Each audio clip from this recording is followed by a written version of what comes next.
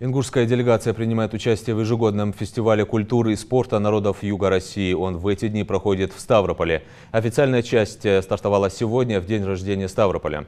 Участие в спортивном мероприятии принимают 19 делегаций из всех регионов Юга России, а также впервые из Донецкой и Луганской народных республик, Херсонской и Запорожской областей. Нашу сборную представляют 14 атлетов. Команды соревнуются в 11 видах спорта: армрестлинг, баскетбол, борьба на поясах, перетягивание каната, стрельба из лука, гиревой спорт, легкая атлетика. За культурную часть программы отвечают национальные подворья. Они расположились на площади Ленина. Программа Кавказских игр продолжится на Крепостной горе, а заключительной частью станет гала-концерт. Завершится 14-й по счету фестиваль 17 сентября. На месте находится наша съемочная группа. О первом соревновательном дне расскажет Тамерлан Хамхоев. Спортивная часть соревнований проходит по двум локациям: по улице Тухачевского на легкоатлетическом манеже и на стадионе «Динамо» одноименного футбольного клуба.